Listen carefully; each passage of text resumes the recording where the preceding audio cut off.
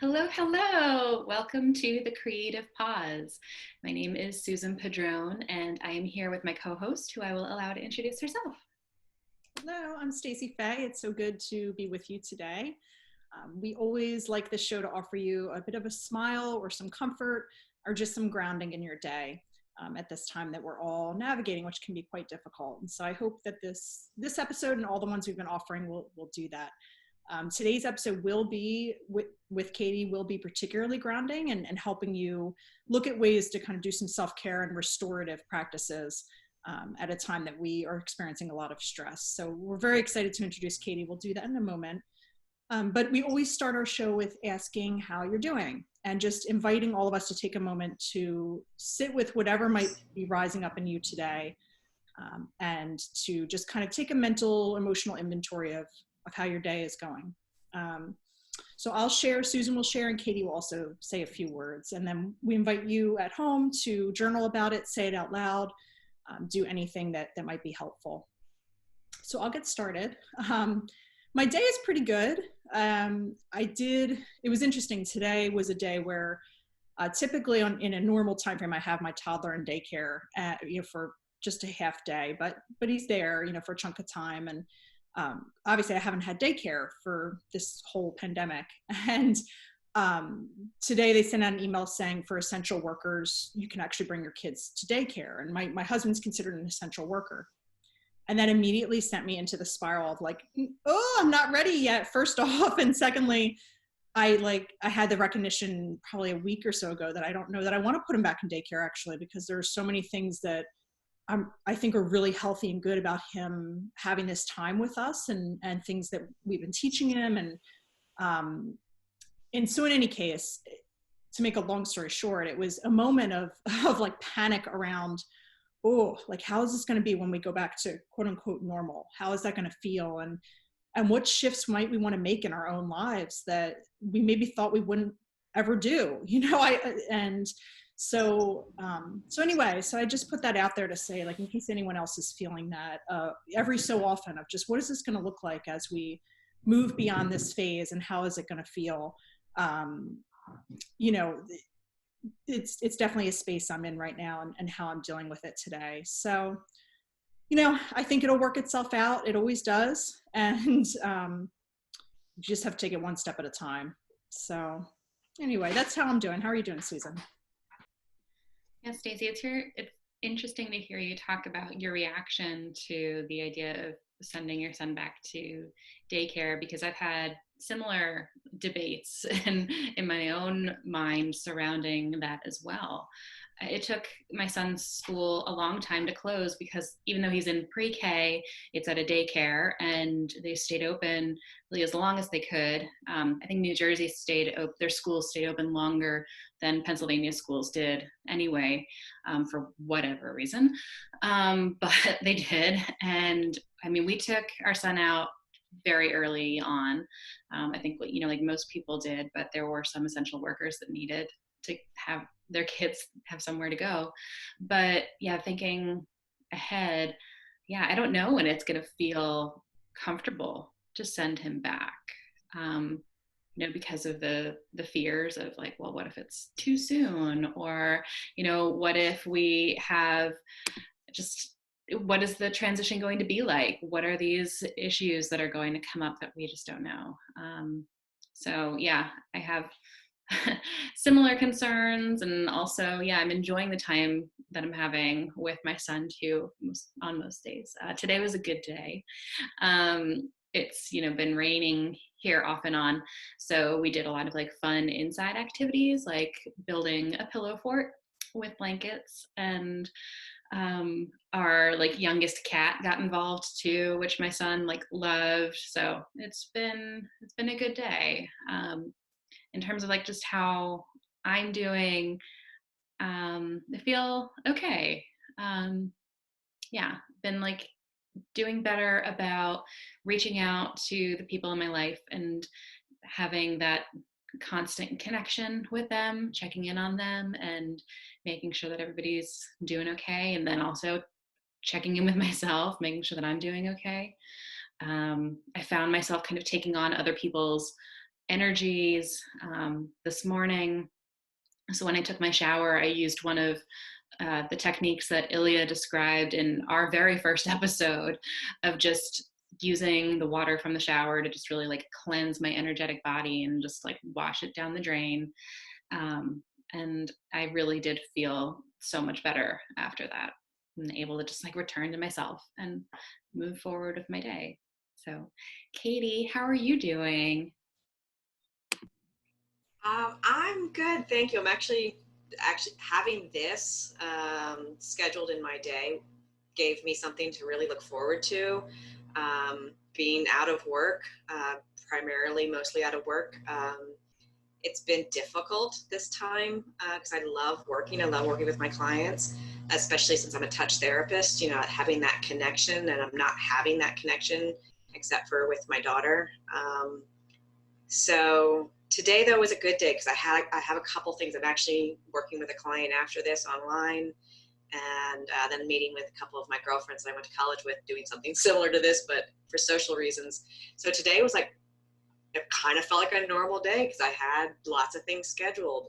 But this week has actually been pretty good. Last week I was struggling a lot just because I think things comes in and out of waves, and we just kind of need to ride it, not judge ourselves when, you know, we feel sad or we feel lonely or we feel mad or, you know, some sort of quote unquote negative feeling. We just have to honor that we're going to have these ups and downs.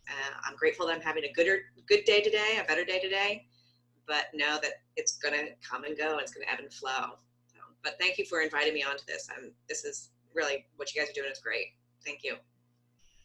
Of course, thank you for being here. So the next part of our show is where we get to highlight a quote that our guest shared with us. So I'm going to share my screen so that we can all take a peek at it. Okay. And the quote that Katie shared with us is actually a Chinese proverb, and it says, "Tension is who you think you should be. Relaxation is who you are." Katie, would you mind sharing with us what it was about this quote or this proverb that made you select it and share it with us today? Absolutely. I found this quote a couple years ago when I first started my massage practice. And I'm in the yoga world, and I basically stumbled into this whole relaxation, restorative niche, is what I call it. Because what I have discovered is that a lot of the stuff that are ailments for us, a lot of emotional problems that we have, is because we think we should be something else. We should be taller, thinner, more successful. But when we actually accept who we are, we feel better and we're relaxed. We are tense when we're trying to be something else, and we're relaxed when we accept who we are, flaws and all. So this is kind of my motto. It's what I live by, and what I try and teach my clients is, you know, no one's perfect. We've all got our strengths and we've got our challenges, and once we accept those as the whole of us, we chill out, we relax. Yeah. I mean, I'm thinking about just different times in my life, you know, when I'm walking into a new situation with like expectations that I had put upon myself, and how your body absolutely reacts to that. And other times now where I'm like, no, this is who I am. Like, this is just take it or leave it kind of approach, and how your body is just fully relaxed because you've completely embraced who you are. Exactly. What happens when we think something, especially negative about ourselves, there is a somatic or a visceral reaction to the tissues. They tighten, they contract. And then over time, those contractions get stronger and stronger and stronger, where the tissues and the muscles lock. And that's why we have so much tension in certain parts of our body, because we stress out about so many things, whether it's, you know, making a certain amount of salary, or, you know, not losing the weight we wanted to lose, or whatever it is that we have a tendency to worry about. We all have our things that we have, our tendencies that we automatically think. We can't change that, because our tendencies are our tendencies. This is one thing one of my yoga teachers taught me a long time ago. You have to accept that your tendency will always be your tendency, because it's a tendency, but it's the reaction, the behavior, the choices you make after that initial thought is really where we can make changes.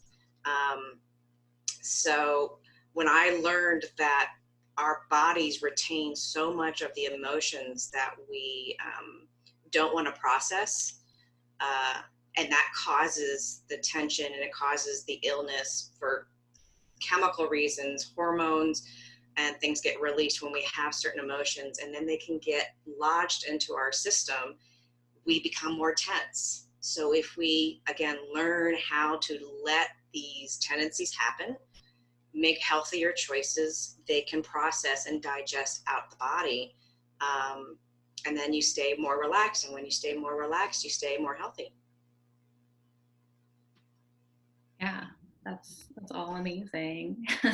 Thank Yeah, you. I love the mention of tendencies. You know, we could call them habits or whatever you want to call them. Everybody has their word for their tendencies that they don't necessarily like. But I think when you have compassion for those tendencies, which for me is a lifelong bit of work that I'm doing, right? It's why I go to therapy. It's why I go to yoga. I'm always trying to say, like, have compassion for that. You know, whether you call them tendencies or maybe your inner child kind of approach to life. Yeah, the unconscious. I mean, that's something we almost cannot control and change because it's unconscious. But based on those beliefs that were either instilled in us very little or that we just were inherently born with, that's what creates our behavior. So if we become more aware, there's a lot of self-awareness within that, giving ourselves a break, compassion, as you said. Things won't build up and build up and build up, and then when something small happens, we won't explode with whether it's anger or an illness or sadness, depression, anxiety. Those things have a tendency, we don't notice that buildup until it's too late. Just like when I talk about pain or tension in the body, when someone was coming to me in my practice, like, I've got this tension, I want to talk them out and find out, has it always been like that? Because often when we fix one area of the body tension-wise, another area will pop up, because in the nervous system can only really tell you the strongest area of tension and pain, because the brain can only signal to usually one or two areas. So once we fix one area, another one will pop up. So we often don't pay attention to these small little signals in our body that are little things. We only pay attention when they're screaming at us. So I like to say, let's pay attention to the little stuff so they don't get big. Thank you for that. Yeah, it's amazing. Well, I'd love to introduce you and give you the floor, and you guys can already get a feel for Katie and her strength and sort of way of being in the world. So we're so excited to have Katie Kern with us today. And Katie's a licensed massage therapist and also a certified yoga instructor and self-care coach. She has a massage business and does yoga in the town of Narberth, Pennsylvania, which is also where I live. And Katie has done massages for me, and I've taken her yoga classes, and I've taken some of her restorative method classes, which she'll be talking about today and offering up some tips for that. So I'm so excited to have her here. She brings just such a wealth of knowledge around, as she already started to talk about, ways we might be holding things in the body. And particularly now in this time of the pandemic, all of us are holding so much stress and worry and anxiety and all of those difficult things. And so finding ways to release that tension is really important. So we're so excited to have you, Katie. And great. I'm really excited. You can tell I'm really passionate about what I do, and I haven't talked about it as much as I normally do. So I apologize for the explosive amount of information. But I love this. I basically, just a small little background, I was in an anxiety disorder, depression about 6 or 7 years ago, which stemmed from an open heart surgery that I had 5 years prior. And long story short, I got myself out of the depression and anxiety through my body, through going back to my yoga practice, becoming an instructor, and then learning how the body functions. And to me, knowing how anatomy works, even if it's basic, when you have that knowledge, you can make better choices, and that's what I try to do. So I do talk a little anatomy here and there, but I'll keep it simple for this particular segment. So what I want to start with, what I call the restorative methods, is really just a combination of self-massage, yoga or passive stretching. I don't do really movement yoga, more passive stretching, and then acupressure points, and then mixed in with some other self-care tips that you can use whenever you need them. I like to teach simple things because when it gets complicated, people won't try it.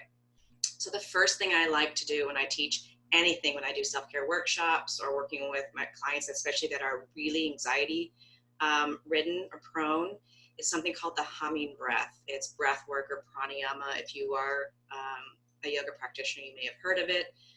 It's very simple, but what it is, it's when you inhale, you're actually energizing your body. When you exhale, you're actually relaxing your body. So what we're going to do is we're going to inhale, and then when we're going to do something with our hands in a second, and then when we exhale, you're going to slow the exhale down, and we do that by humming out our exhale.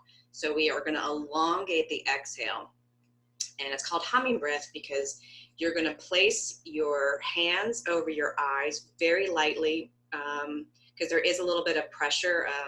Some acupressure points are actually on your eyes, and then your fingertips are going to go on your head, and then you'll plug your ears in with your thumbs. So you have, I think maybe as a kid you used to do that. You would plug everything, and then you would hum, and you would hear and feel this vibration. So I'm going to demonstrate one round, and I'm not going to do the full exhalation because it can get really long. But if you do that 5 to 10 times, you'll notice a lowered heart rate and a more relaxation response come in. So here's the demonstration. You may or may not hear me, but for me, it's really loud in my head.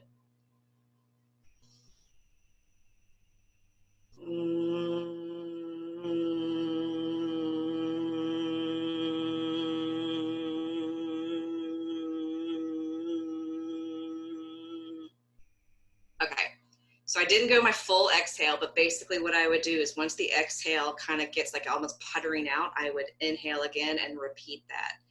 And what that particular breath work does, it's that vibration that you're feeling in the head, but it's the vagus nerve, which the vagus nerve is the mother of all nerves in our body. It's the longest, it's the biggest, it's the cranial nerve that is attached to all the organs that are part of the relaxation response, the parasympathetic. So it's to the heart, to the lungs, the digestion, and multiple of other things. But what it does is it helps lower the heart rate, it allows for deeper breath work, and it starts to rev up digestion. So things, the organ system basically can work to process what it needs to process to get out of the body, so then we repair ourselves. So if you practice the humming breath once or twice a day, or when you're feeling really anxious, you will notice a significant difference in your particular anxiety. And, you know, the anxiety will lower. Do you guys want to try it just for a second, just to see what it's like?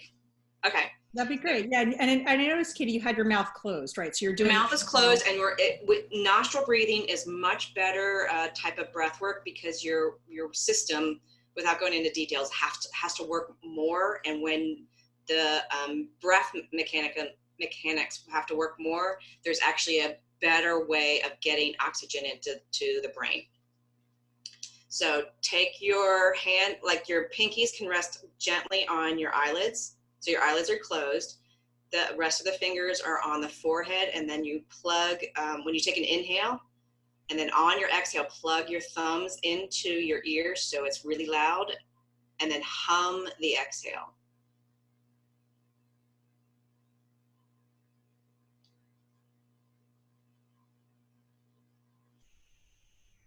Now, what people might not be hearing is, for me, when you get a room of a lot of people doing this, it sounds like little hummingbird, or little bees, because that's why it's called a humming breath.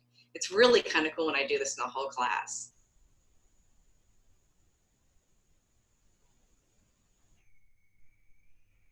She's doing the whole exhale.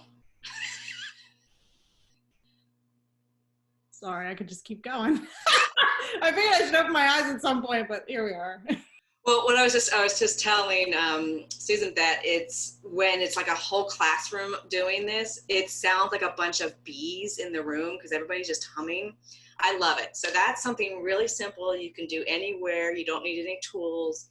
The most powerful thing that you can use to relax yourself is your breath. Inhale, exhale. Everybody can do that. So that's the humming breath. I didn't mention this in our pre-interview, but I wanted to teach something called Jinshin Jitsu. It's something very simple. It's the Japanese art of self-healing. It's a lot like acupressure. The way in their type of mythology is that your fingers are connected to your organs, and your organs, each organ has a specific emotion attachment, which is the same as acupressure. The fingers and the organ placements are a little bit different in this one. But I teach this a lot to people. I especially was teaching this to musicians because they work with their hands so much. But I'm just going to go through it very quickly. Your thumb is your stomach meridian, and that represents worry. Your index finger is your kidneys, and that represents anxiety.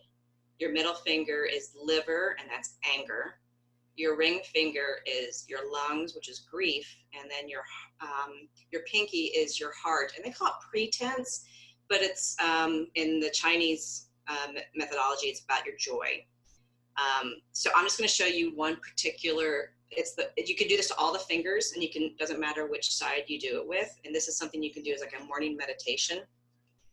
Or if you're feeling one of those particular emotions, you're feeling really strongly, you can do this. But I'm just going to use my thumb, where I'm just going to cup my other hand around my thumb.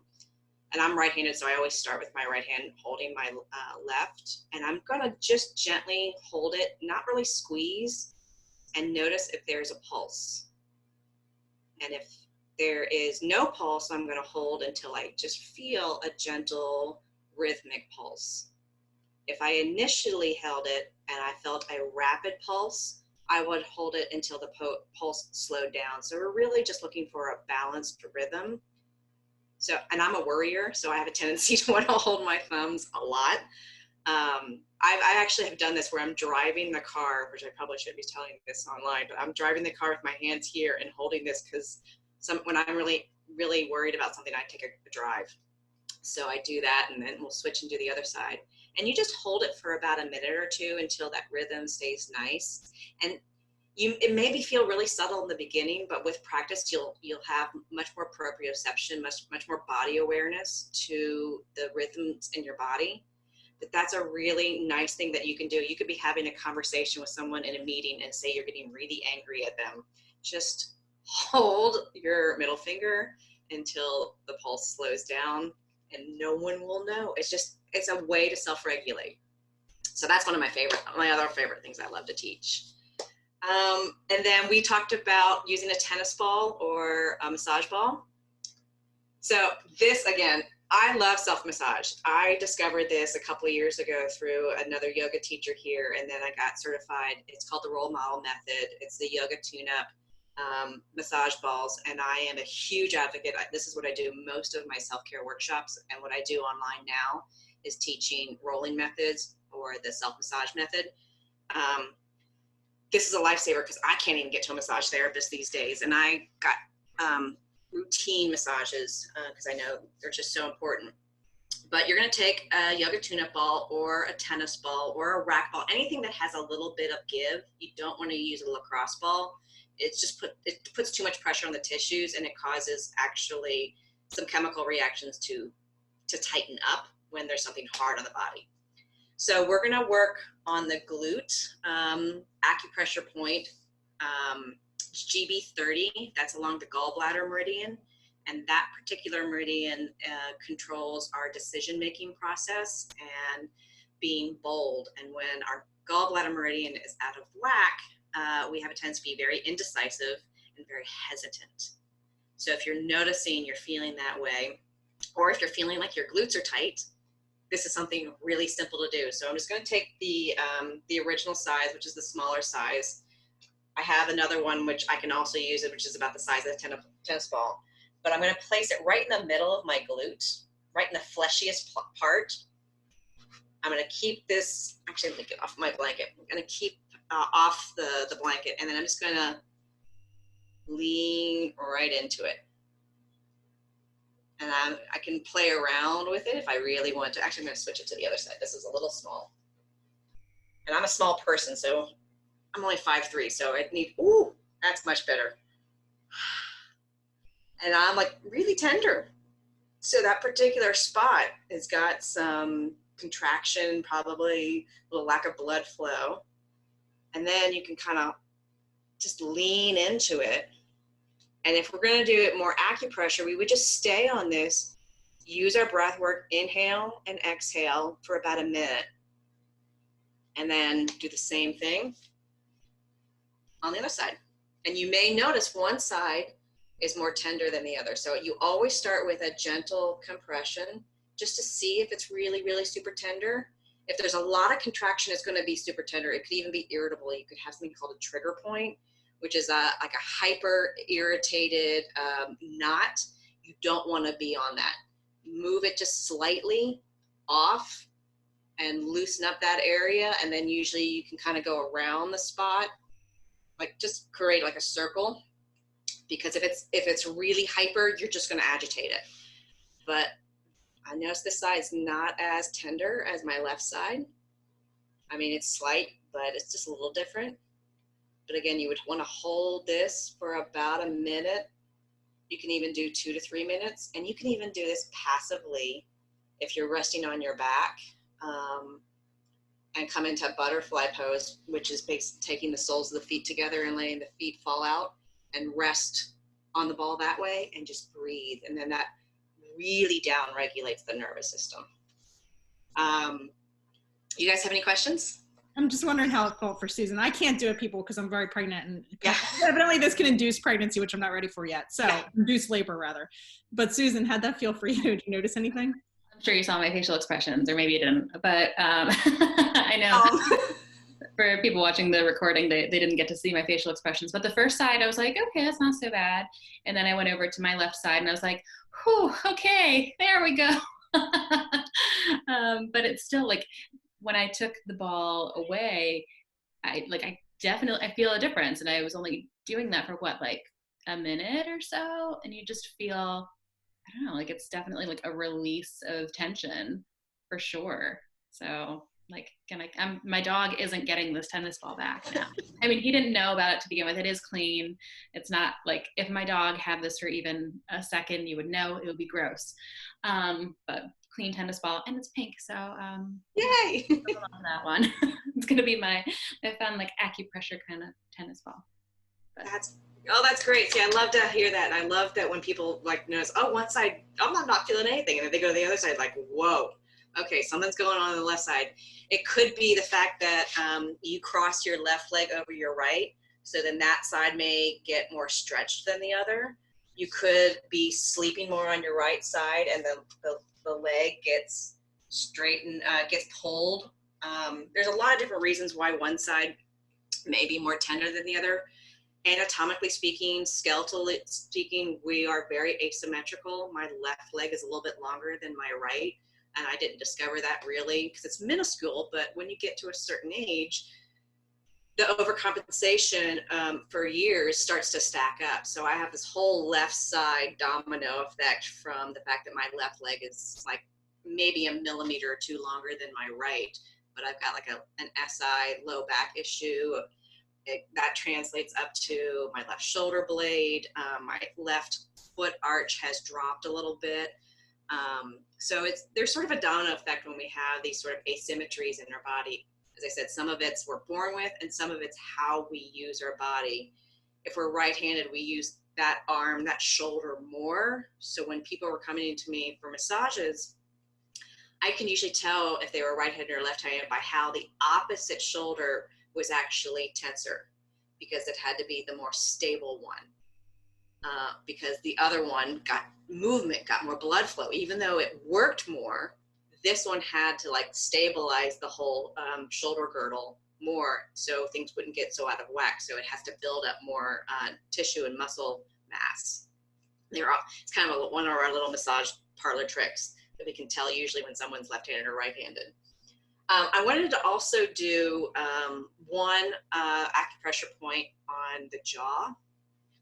We all hold tension in our jaw, whether we're a teeth grinder at night, which probably a lot of us are doing that even more now, or when we talk a lot, we're probably eating more. I know I'm eating more these days. We chew. The masseter muscle, which is on our cheekbones, gets really worked, and this can cause a lot of problems with jaw pain, sinus issues. So this is a really nice one to do. I'll come up a little bit closer so everybody can see me. So what you want to do is take your 3 fingers right in front of your earlobes, straight forward, and then in between the upper jaw and the lower jaw. And probably where your middle finger lands, start to press in there and see if you feel any tenderness.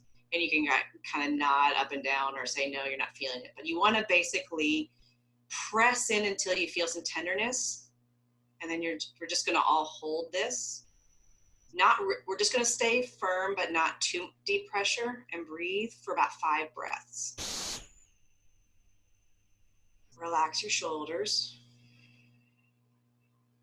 Stay consistent with the pressure.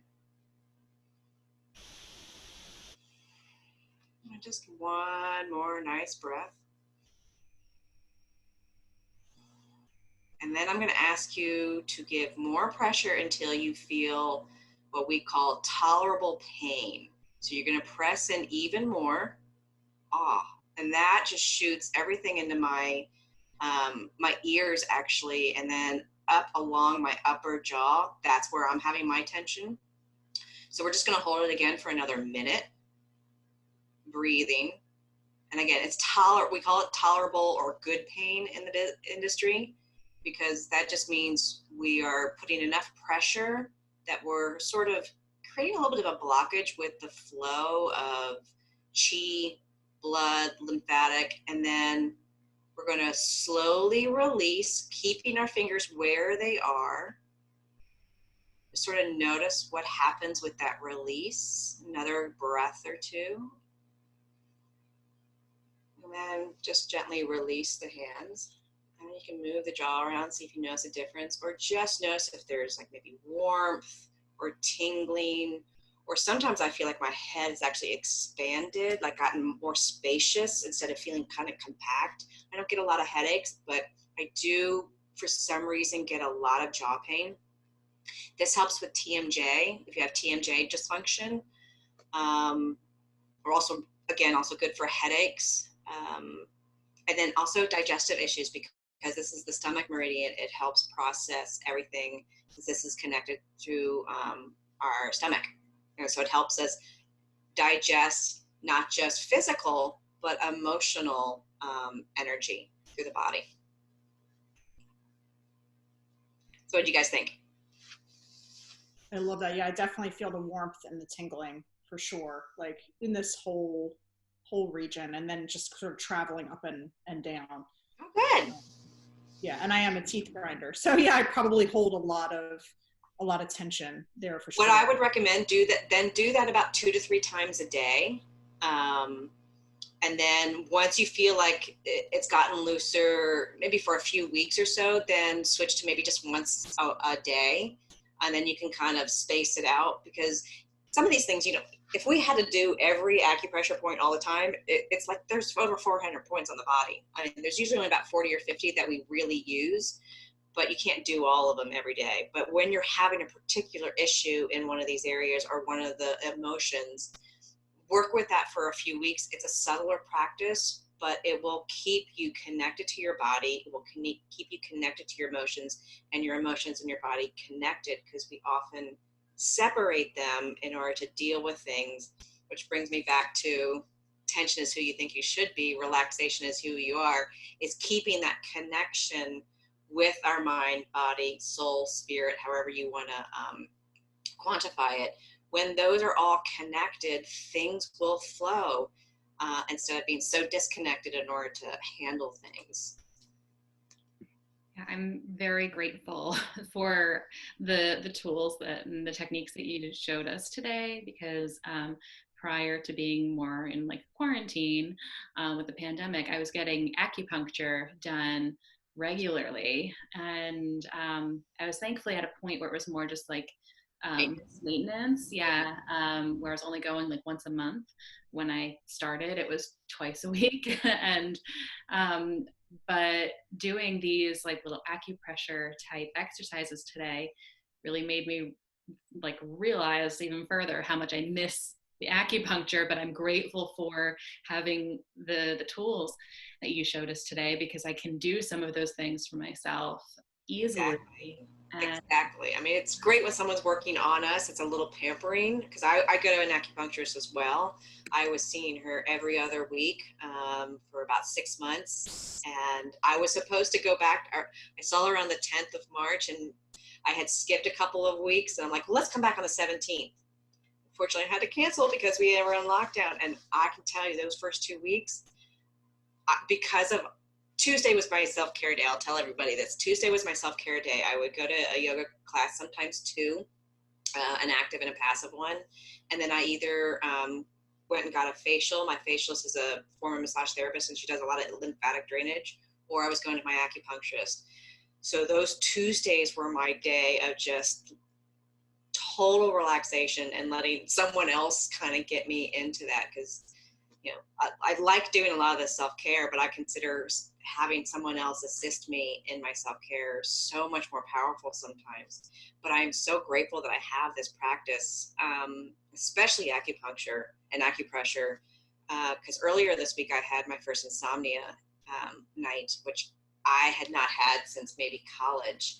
And I used an acupressure point in the back of my head with actually the ball the next night, and had a much better version of sleeping. So I'm glad I have these little tools that I can just, when something flares up out of the blue, I've got something that I can help take care of myself. I don't have to panic because I can't go see somebody else, which gives me a lot more relief and stress-free thought processing. So. I know before we started recording, Katie, you were sharing about techniques that are great for people before or when they feel like they're going to have a panic attack, or when they're in like that early phase where they can kind of like roll it back a little bit. What would you suggest in that? Would you suggest going back to the humming breath that we did in the beginning? The humming breath is excellent, but a lot of times when you are not a seasoned practitioner of breath work, actually going to breath work can actually make you more anxiety ridden. A lot of people don't think about that a lot, because the inhale is exciting the nervous system. And when you are about to have a panic attack, you usually are doing very shallow breaths. So telling someone to take a deep inhale and an exhale is worse. So depending on their level of panic attack coming on, breathwork may not be the best choice. So there is another acupressure point, and I think, Stacey, you shouldn't try this. I'm pretty sure this is the other one, one of the other ones you shouldn't do, but I just would feel good if you don't do it. It's called pericardium 6. You find your wrist crease, and then go 2 or 3 finger widths down. You use your own body to measure, which is, I think, really, really cool. And then you find the space in between your ulna and your radial bones, and in between those tendons. And I usually do this sitting in a chair because you kind of want the pressure, but if you find those spots on either one, and if you're sitting in a chair so your knees are bent, you just rest your wrists on your knees, and then you lean forward. And when you lean forward, you put enough pressure on those spots. This is one of the #1 anxiety releasing acupressure and acupressure points on the body is P6. So you just basically sit in a chair and lean in. I also sometimes show it with the yoga blocks, or I'll show it with the tune-up balls, just so you guys can see it. I'm going to place the balls on top of the blocks, put my wrists right where that spot is, and I'm just going to lean in.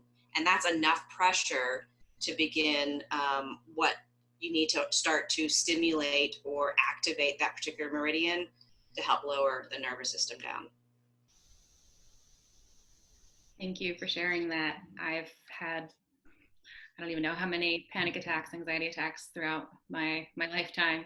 And I know that the time that we're in right now has been very triggering for so many people that have an experience with panic attacks and don't. It's just these, the time that we're in right now is just stirring up and creating all kinds of emotional responses and physical responses to those emotions.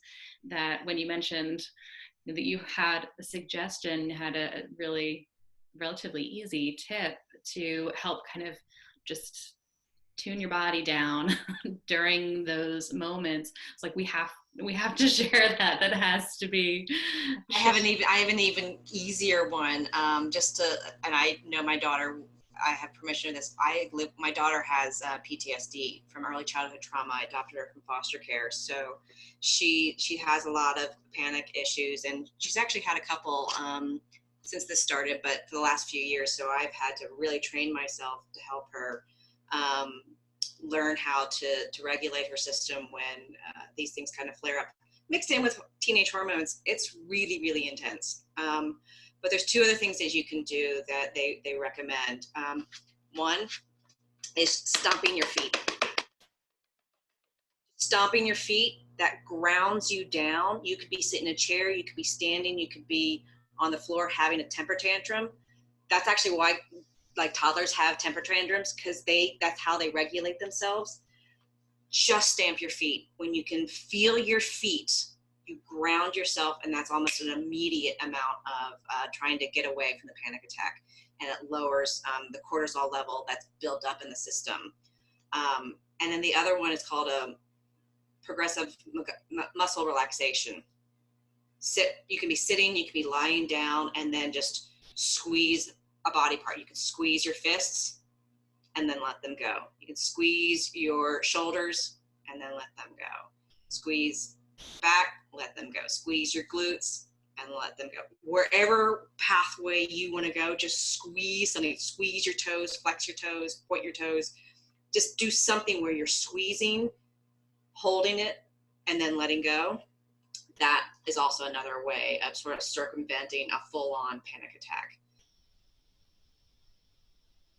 Yeah, thank you so much for sharing that, because it's interesting. The other night I've had panic attacks too, and anxiety, and leading up to giving birth, it's all coming out because for a whole variety of reasons people don't need to know, but I was having that moment, that anxiety moment before sleep, and couldn't sleep, and I've done a lot of breath work training, and so I resorted to breath work, but it actually was really increasing it. Like, it wasn't helping me at all. And yes, sometimes I need to do something actually physical, like what some sort of physical manifestation to help ground me, because the breath work actually kind of worsens it. Yep. In that moment. Yeah, a lot of people don't talk about that.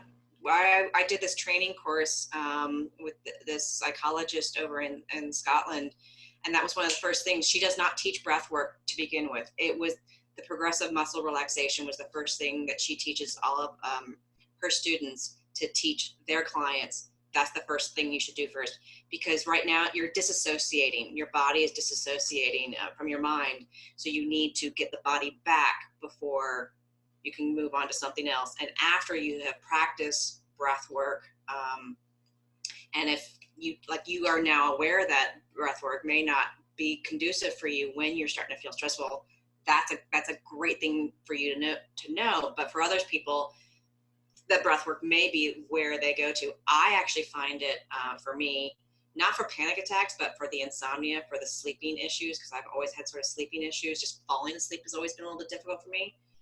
Doing an inhale, 4 count, and then an exhale, 4 to 6 count, that helps calm me down. If I had to do the whole squeezing the body, I would start to get kind of revved up. Unless it was like something with yoga nidra, I recommend if people can get certain apps and they can do a yoga nidra session.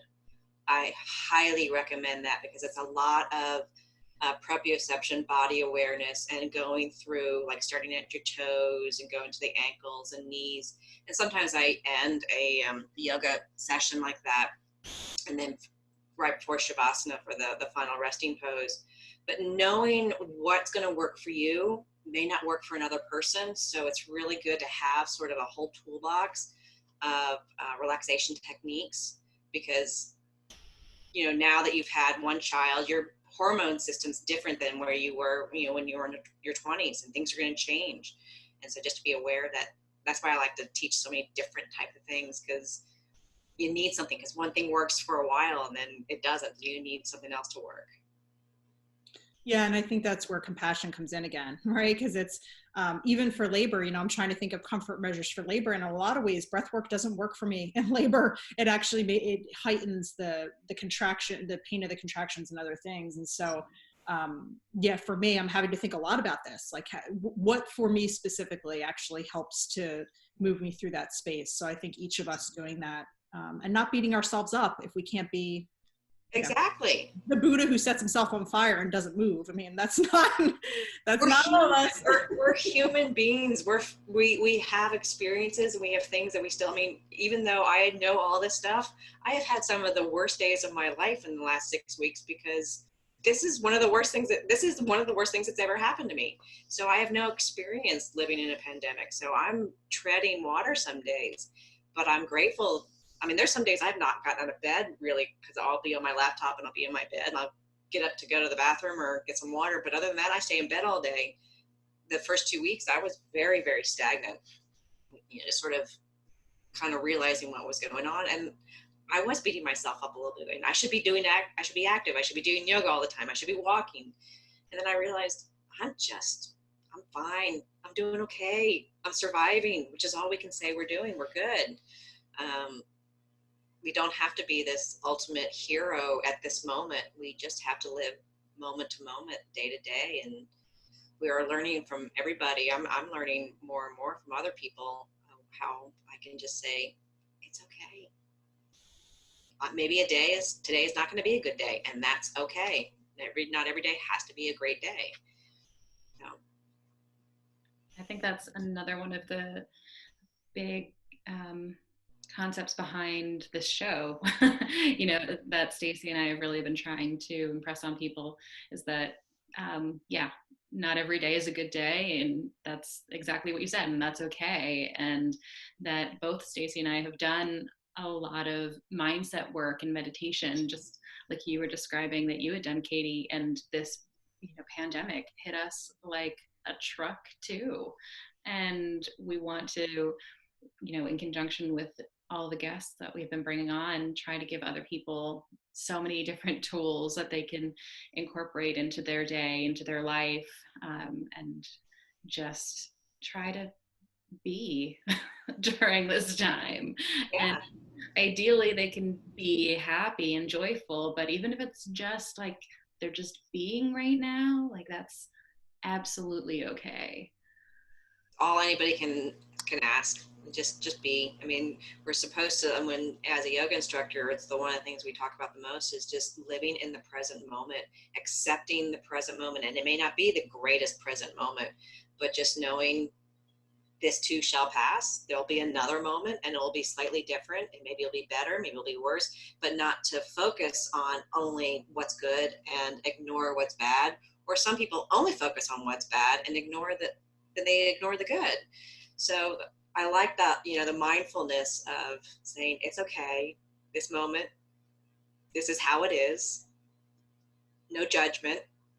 And then it kind of passes. When we hold on to a judgment, the negative lingers and can really beat us down. So realize you're okay being who you are. It's okay. Well, thank you so much, Katie. I think that's a good place to a good sort of closing sentiment. And I would love for you to tell people where they can find you, and if you know, any websites or social media or anything else that you want to share that could be helpful for people to connect with you. Absolutely. I have my website, which is katiekern.com. I am doing online lessons. People can contact me that way to sign up, where we can do a 15, 45, or 60-minute session. I'm also on Instagram at katie.kern, and I'm giving probably every 2 to 3 days, I'm giving a really easy, simple tip that you can do. I've changed my entire social media to kind of help people just see something and immediately know that they can try this at home, instead of having to read a lot because people's focus is off. I know mine is. And I also started a Facebook group called the Restorative Method with Katie Kern, where I'm kind of giving that same information if you're not on Instagram. And probably in the next 4 to 6 weeks, I'm going to actually be launching an online program that people can purchase that is going to have a variety of this stuff that they can learn on their own pace. But I'm working on that right now. But yeah, my website, and then you can always email me or text me or call me or whatever. I'd love to help. Well, that's awesome. We will link all of those things to the episode on the website and also on YouTube. And Katie, please keep us posted about the piece that you're working on that will be coming out, because we'll go back and link that into this at the future point that's available. Great. Thank you so much. I had a really good time. Oh, thank you. Yes, it's been enormously helpful. We're very, very grateful. Oh, Thank you. Thank you. And we always end our show with the same quote, which is from Mary Oliver and her poem, The Summer Day. And it's, what will you do with your one wild and precious life? So thank you all for being here, and we will see you in the next episode. We hope you have a good rest of the day. Thank you. Bye.